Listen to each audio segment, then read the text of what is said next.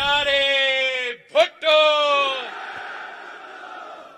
वाह दीर वाह, आज आपने हमारा दिल जीत लिया है। वैसे पाकिस्तान पीपल्स पार्टी के पख्तूनख्वा में हमारा कन्वेंशंस का सिलसिला चल रहे हैं।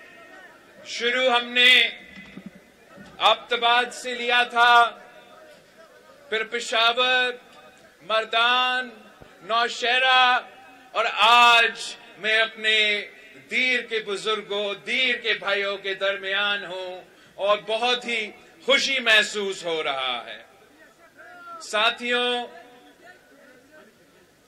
पीएसएफ का भी शुक्रगुजार हूं, पीवाईओ का भी शुक्रगुजार हूं, आप सबका। मैं सबसे पहले यहां के अवाम का, दीर के बुजुर्गों का शुक्रिया भी करता हूं और सुख सलाम पेश करता हूं। आपका वफादारी को मैं सलाम पेश करता हूं। आप कायदे अवाम शहीद जुल्फिकार अली भुट्टो के साथ थे, आप शहीद मोहतरमा बेनजीर भुट्टो के साथ थे, और आज भी आप पाकिस्तान पीपल्स पार्टी के साथ खड़े हैं, इस शहीदों के जमात के साथ खड़े हैं, और मैं आपका शुक्रगुजार हूं।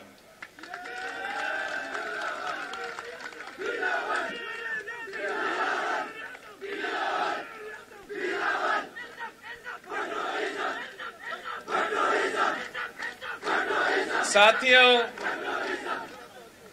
आजकल पाकिस्तान के अवाम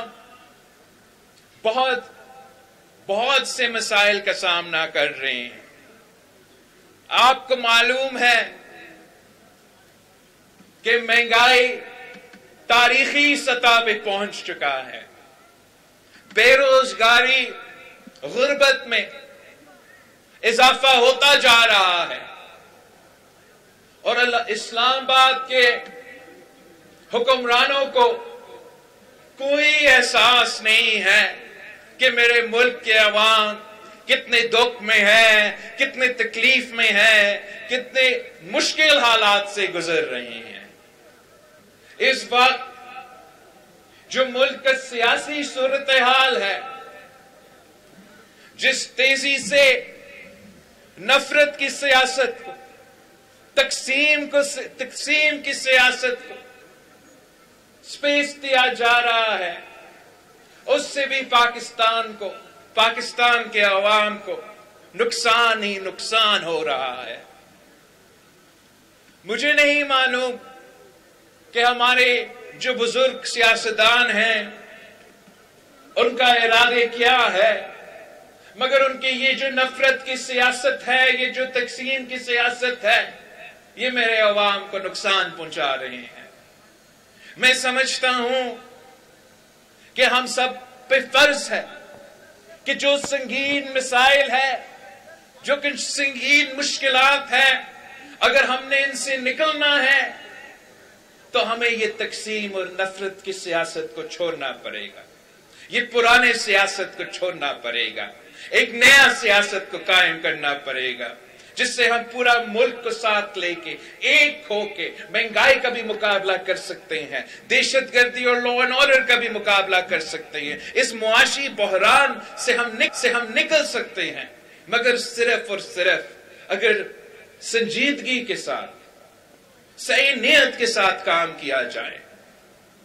मैंने ये देखा है, मैंने हुकूमत भी देखा है, मैंने ऑपोजिशन भी देखा है। पाकिस्तान में जितना पोटेंशियल है, शायद दूसरे मुल्क में इतना पोटेंशियल ना हो। अगर मसला है तो हमारे अपने सियासतदान के आपस के लड़ाई का मसला है। अगर मसला है तो हमारे बुजुर्ग सियासतदानों का अना का मसला है। अगर मसला है तो हमारे पुराने सियासतदानों के पुराने सियासत का मसला है।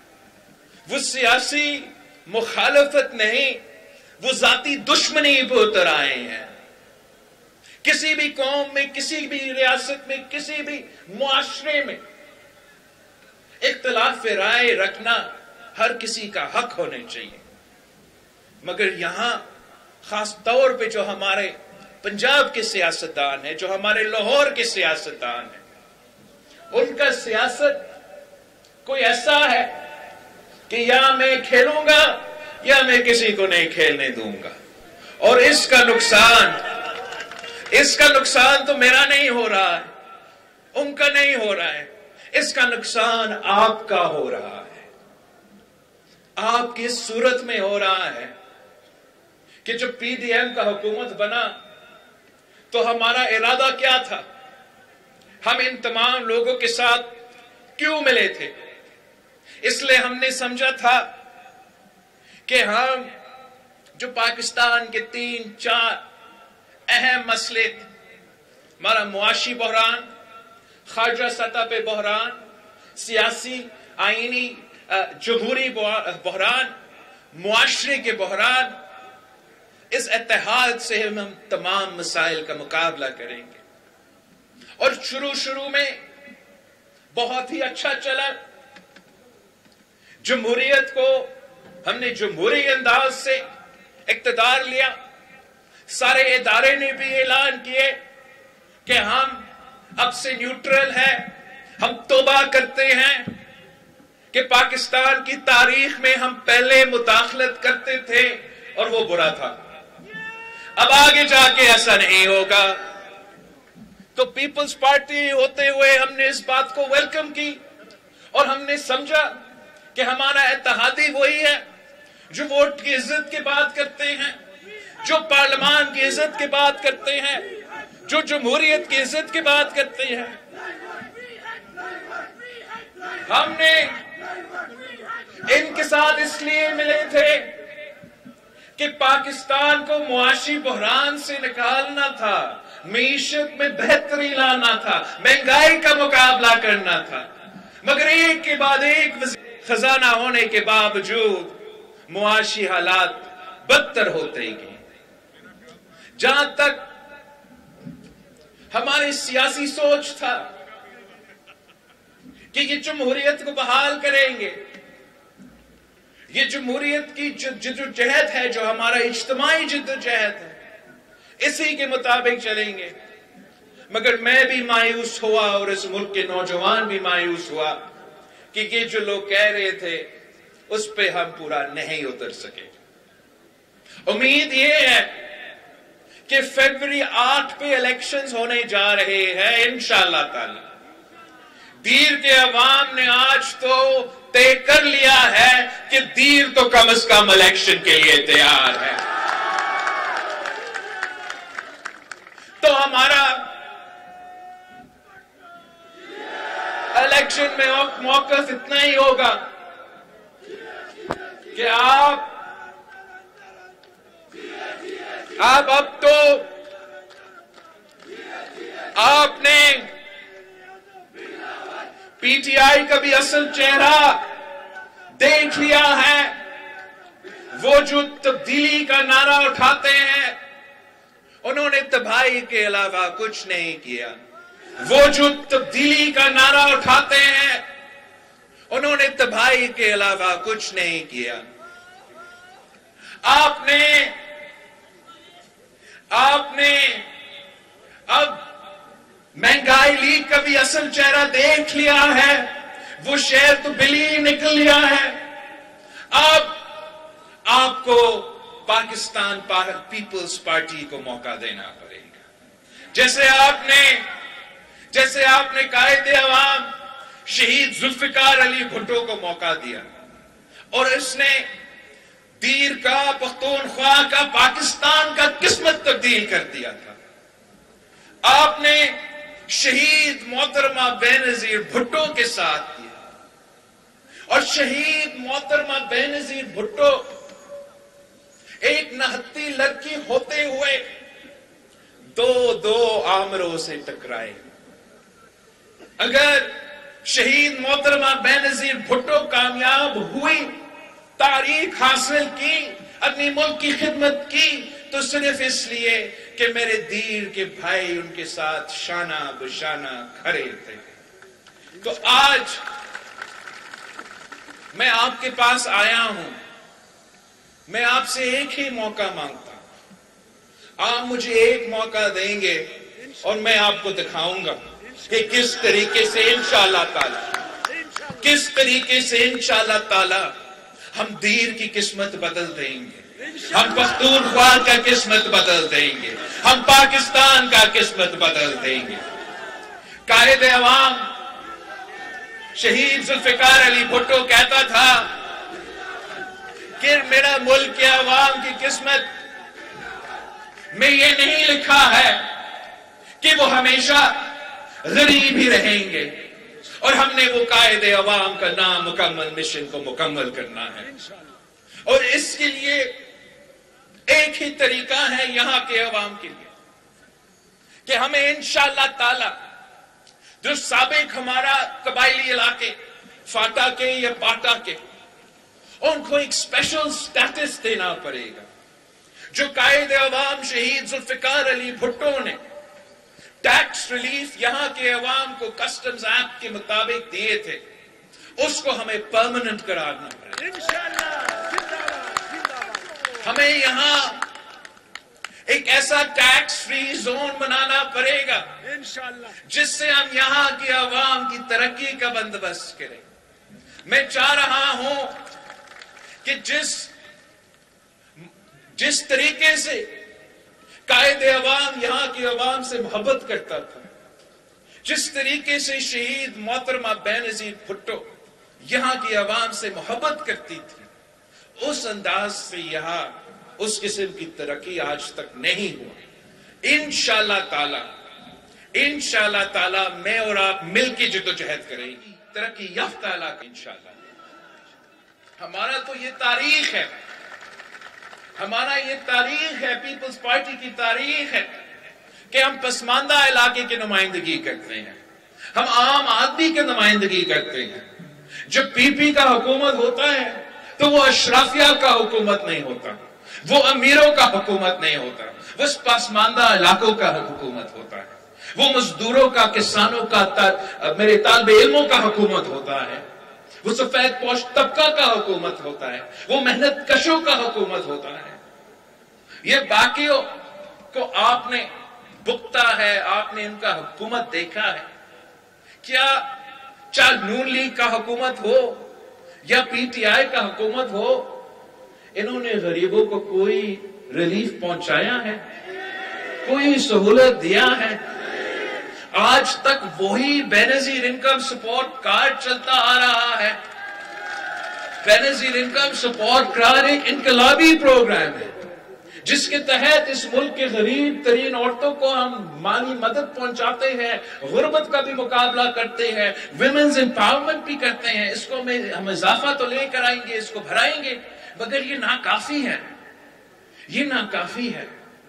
ہمیں بہت کچھ اور کرنا پڑے گا جس میں ہم سب پسماندہ غریب طبقات کو کوئی نہ کوئی کسی نہ کسی طریقے سے ریلیف پہنچا سکیں۔ اور میرے پاس ایک پلان ہے، میں چاہتا ہوں کہ جیسے ہم نے سندھ میں ایک شروع کیا ہے ایک پائلٹ پروجیکٹ بے نظیر مزدور کارڈ کے نام سے، اور ہم چاہتے ہیں کہ یہ بے نظیر مزدور کارڈ کو ہم ملک بھر میں انٹروڈیوس کریں۔ اور میں آپ کو سمجھانا چاہوں گا کہ یہ بے نظیر مزدور کارڈ کا مقصد یہ ہے کہ ہم چاہتے ہیں کہ ہمارے بھائی جو دن رات محنت کر کے خون پسینہ کا محنت کرتے ہیں، کہ ان کے جو تمام گھر کے مسئلے ہوتے ہیں، چاہے وہ صحت کے حوالے سے بزرگوں کا صحت کا علاج کے مسئلہ ہو، بچوں کا تعلیم کا مسئلہ ہو، جو بھی مسئلے، ہم ان کو ڈائریکٹلی اس مزدور کارڈ کے تھرو سپورٹ دیا جائے۔ اور یہ جو مزدور کارڈ ہے وہ نہ صرف ہمارا جو حکومت میں کام کرتے ہیں، نہ صرف وہ جو انڈسٹریز میں بزنس میں کام کرتے ہیں وہ مزدور، لیکن تمام مزدور، چاہے وہ کسی دکان پہ کام کرتے ہیں، چاہے وہ زراعی مزدور ہو، چاہے وہ سیلف امپلائڈ ہو، تمام مزدوروں کے لیے بے نظیر مزدور کارڈ کے تھرو ہم ڈائریکٹلی حکومت کی طرف سے سوشل سیکیورٹی کا سپورٹ دلوائیں گے، تاکہ وہ تمام پریشانیاں ہمارا ذمہ داری ہو اور ان کا ایک ذمہ داری ہو کہ وہ محنت کرے، وہ اپنا مزدوری کرے، اپنا گھر کا خیال رکھے اور ملک کی معیشت میں اپنا کنٹریبیوشن کرے۔ یہ کام ہم نے شروع کیا ہے اور انشاءاللہ پورا پاکستان میں ہم یہ کریں گے۔ ساتھ ساتھ ہمارا کسان کارڈ ہوگا، جو کہ بڑے زمینداروں کے لیے نہیں، جو کہ بڑے زمینداروں کے لیے نہیں، چھوٹا کسان کے لیے ہوگا، اور اس کا پیچھے سوچ صرف اتنا ہوگا کہ پاکستان کی حکومت اربوں روپیہ سبسڈی میں خرچ کرتے ہیں، جس کا مقصد ہوتا ہے کہ ہمیں اپنے کسان کو سپورٹ کرنا ہے، مگر یہ سبسڈی جو ہے وہ ڈائریکٹلی یا ملک مالکان کے پاس جاتا ہے یا فرٹیلائزر کمپنی کے پاس جاتا ہے، اور ہمارا جو ہاری ہے، ہمارا جو کسان ہے، ان کو اس کا فائدہ نہیں ہوتا۔ تو ہمارا سوچ یہ ہے کہ اگر کسان کارڈ ہوگا تو ان بڑے فیکٹریز اور ملز اور فرٹیلائزر کمپنیز کو سبسڈیز ملنے کے بجائے میرے کسان کا جیب میں ہم ڈائریکٹلی یہ انشاءاللہ تعالی مدد پہنچائیں گے۔ ہم نے جو صدر زرداری نے تاریخ رقم کیا، 18ویں ترمیم بھی پاس کروایا، NFC ایوارڈ بھی دی، تاکہ صوبوں کو اپنا حق ملے، اپنا وسائل کا مالکی ملے۔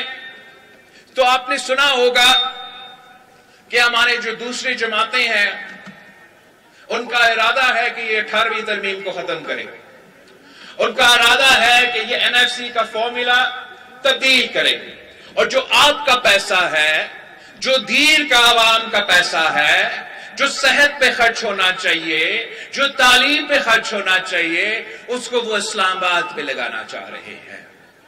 تو اس کا کوئی خطرہ نہیں ہے، اس لیے وہ تو الیکشنز کو نہیں جیتیں گے، نہ ہی ان کو 2/3 اکثریت ملیں گے، مگر ہم انشاءاللہ تعالی الیکشن جیتیں گے، اور جیت کے جو ہے ہم صحیح معنوں میں جو 18ویں ترمیم ہے، جو NFC ایوارڈ ہے، اس پہ عمل درآمد کریں گے۔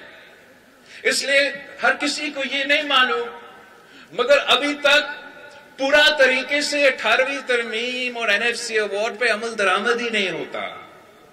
آپ کا جو ہائر ایجوکیشن ہے وہ آج تک ڈیوالو نہیں ہوا ہے، آپ کا جو لیبر ہے، جو EOBI ہے، وہ آج تک ڈیوالو نہیں ہوا ہے۔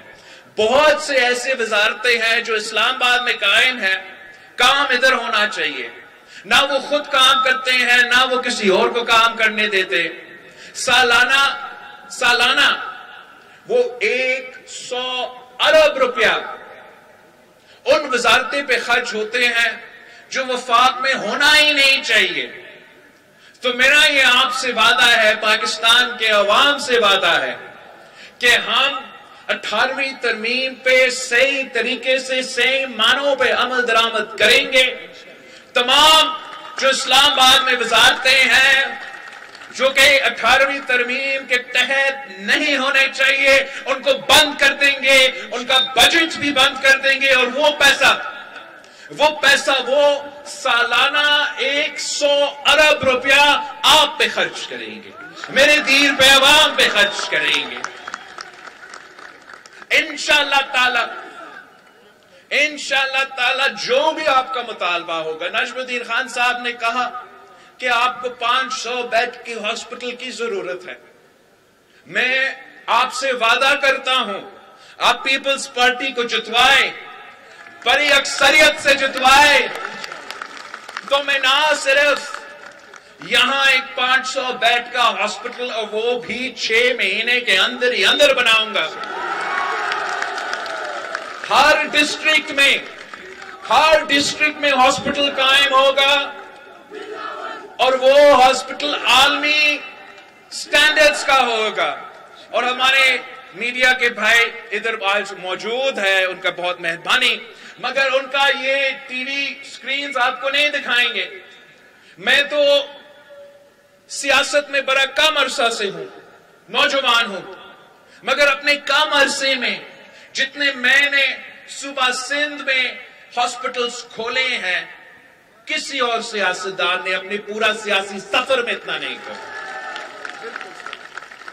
میں نے دل کے علاج کے لیے جو مفت ہاسپٹلز قائم کیے، آپ کے کافی سارے دوست کراچی میں ہوں گے، ان سے فون کر کے پوچھے کہ میں نے نہ صرف دل کا مفت علاج کے لیے، اور اب وہ دنیا کا سب سے بڑا ہاسپٹل اس لیے بنا ہے کہ ہمارا سب سے زیادہ پیشنٹس ہوتے ہیں. میرا صرف کراچی کا ایک NICVT ہاسپٹل میں، کراچی کے تمام ڈسٹرکٹس میں نے چیسٹ پین یونٹ کھولا ہے، اور سندھ کا ہر ڈسٹرکٹ میں یا ایک چھوٹا یا ایک بڑا دل کا مفت علاج کے لیے ہاسپٹل قائم کیا ہے. اس لیے کہا جاتا ہے کہ اگر آپ کا دل کا کوئی تکلیف ہو، آپ کو 90 منٹس کے اندر ہی اندر اس کا علاج کرنا پڑتا ہے، ورنہ مشکلات پیدا ہوتے ہیں.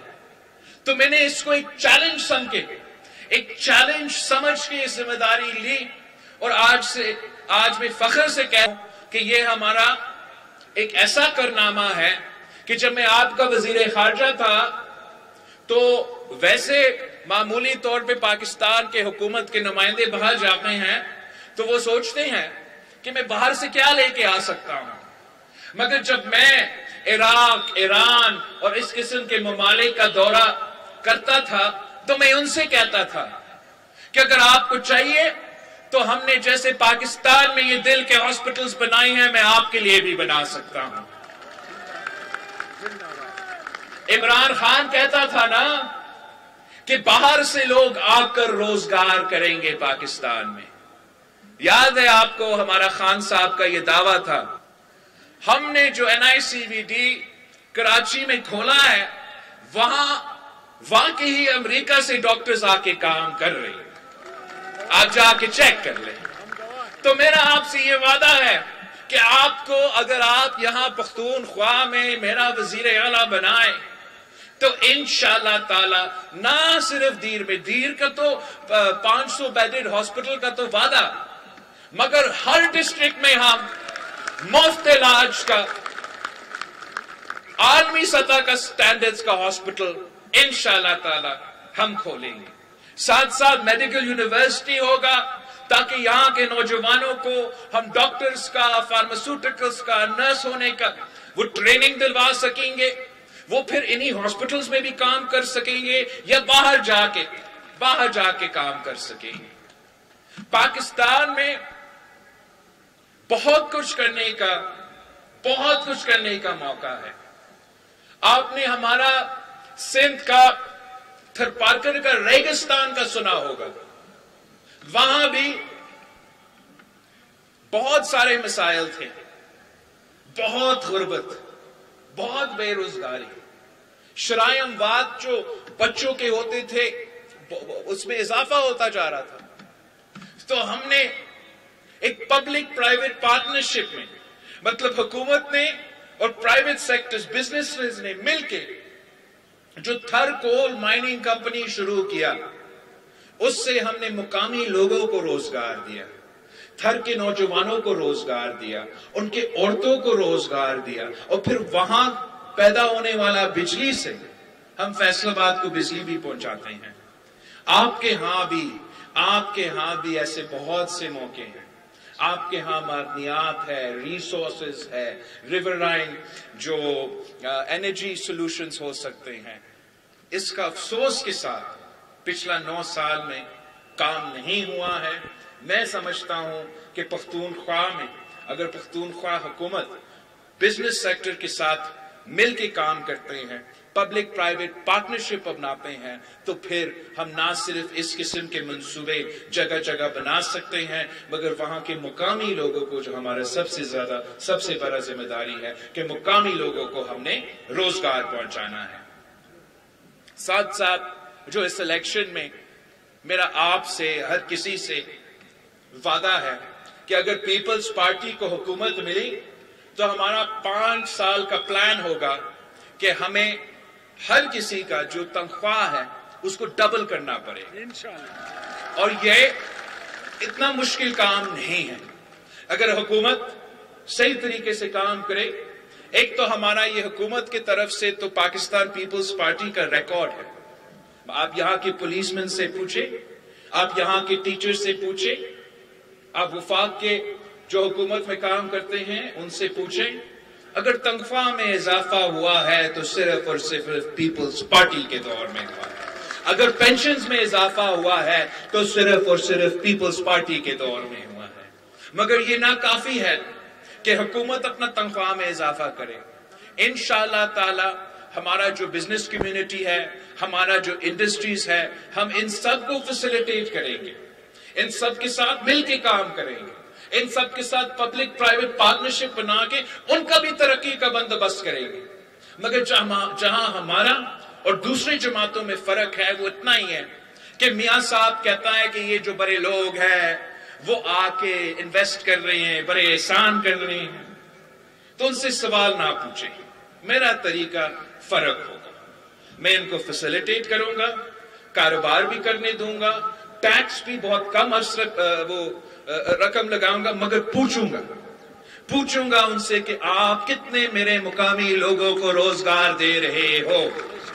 پوچھوں گا کہ آپ کم از کم آپ کا تنخواہ کیا ہے، کیا وہ لیونگ ویج ہے یا نہیں، یہ محنت کا صلہ ہے یا نہیں۔ اگر محنت کا صلہ نہیں دے رہے ہو تو آپ کا کاروبار کی کوئی ضرورت نہیں ہے۔ اگر آپ میرے مزدوروں کو صحیح طریقے سے کمپنسیٹ کر رہے ہو تو پھر ہم آپ کے ساتھ مل کے آپ کو فیسیلیٹیٹ کرنے کے لیے تیار ہے۔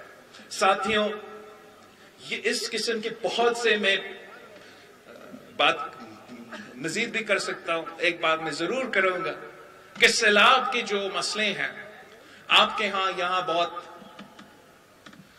اس کا اثر ہوتا ہے، نقصان ہوتا ہے کمیونیکیشن انفراسٹرکچر کو، گھروں کو، لوگوں کو، فصلیں کو، مال کو۔ ہمارے ہاں بھی جو پچھلے سیلاب ہوا، مگر فرق اتنا ہے کہ میں میڈیا کو بھی چیلنج کرتا ہوں کہ سیلاب جو پچھلا آیا بہت ہی بڑا تھا، مگر صرف سندھ میں تو سیلاب نہیں تھا نا، بلوچستان میں بھی سیلاب تھا۔ ہم نے ٹی وی پہ دیکھا کس طریقے سے سوات سے وہ بلڈنگز اڑا رہے تھے جب پانی گزر رہا تھا۔ تو جب کہ ہم نے سندھ میں یہ سیلاب کے بعد وعدہ کیا، پھر وہ وعدہ پہ کام کرنا شروع کر دیا۔ وعدہ تھا میرا ان متاثرین سے، ان لوگوں سے جن سے میں ملا، کہ جو آپ کے گھر تباہ ہوئے ہم ان کو حکومت کی طرف سے پھر بنائیں گے۔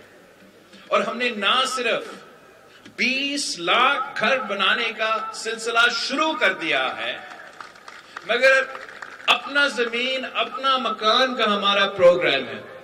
مطلب ہم پکا گھر بھی بنا رہے ہیں اور ان کو پھر وہ زمین کا مالک بھی بنا رہے ہیں۔ گھر کا جو خواتین ہیں ان کا نام پہ ہم نے وہ پراپرٹیز کیا ہے۔ اس سے کیا ہو رہا ہے؟ اس سے وہ لوگ جن کی پورا زندگی تباہ ہوا تھا سیلاب کی وجہ سے، وہ ایک بار پھر اپنے پاؤں پہ کھڑے ہو رہے ہیں۔ ان کا نہ صرف پکا گھر بن رہا ہے، مگر یہ ایسے لوگ ہیں اتنے غریب تھے کہ وہ کبھی اپنا زندگی میں سوچ بھی نہیں سکتے تھے کہ ان کو پکا گھر ملے گا۔ ان کو دور دور کا خواب میں بھی اندازہ نہیں تھا کہ میں اپنا زمین کا مالک بنوں گا۔ وہ جب ہم نے کیا تو ایک دم سے ہم نے ان کو معاشی طور پہ طاقتور بنا دیا۔ ان کے پاس ایک ایسٹ آ گیا تھا۔ ایک ایسٹ کا مطلب یہ، ایک اثاثہ کا مطلب یہ کہ جب یہ ایسٹ کا جو ویلیو ہے یہ تو بڑھتا رہے گا، اور ان کی مرضی ہے، اگر وہ بیچنا چاہے وہ بیچ سکتے ہیں، اگر وہ رکھنا چاہتے ہیں اپنے آنے والے نسلوں کے لیے وہ بھی کر سکتے ہیں. اگر وہ کوئی کاروبار کرنا چاہتے ہیں, کوئی قرض لینا چاہتے ہیں, تو پھر ان کے لیے یہ اثاثہ ہے جس کے ساتھ وہ بینک کے پاس جا کے یہ کام کر سکتے ہیں. تو میرا وعدہ ہے ان تمام علاقوں کا جہاں سیلاب آیا گزرا, مگر آپ کو آپ کا صوبائی حکومت نے, آپ کا وفاقی حکومت نے لاوارث چھوڑا ہے. میرا آپ سے وعدہ ہے کہ آپ کو ہم نہ صرف آپ کا گھر بنا کے دیں گے, مگر آپ کو اپنا زمین کا مالک بنائیں گے, مالکانہ حقوق دلوائیں گے. یہی طریقہ ہے کہ آپ نہ صرف سیلاب کا جو نقصان ہے اس کا اصلاح کریں, مگر لوگوں کو فائدہ پہنچائیں. میرا صرف اتنا ہی میرا خوف ہے, میرا ایک پریشانی اس بات کی کہ دوسروں جماعتوں کو کا ارادہ ہی نہیں ہے آپ کا خدمت کرنا. ہر کسی کا مقصد یہ ہے کہ وہ حکومت میں آئیں گے اور اپنا حساب لیں گے. پی ٹی آئی کا مقصد اور پی ایم ایل این کا مقصد ایک ہی ہے. نون لیگ کا مقصد یہ ہے کہ وہ حکومت میں آئیں گے, وہ اپنا ذاتی حساب لیں گے. وہ بیچارہ جو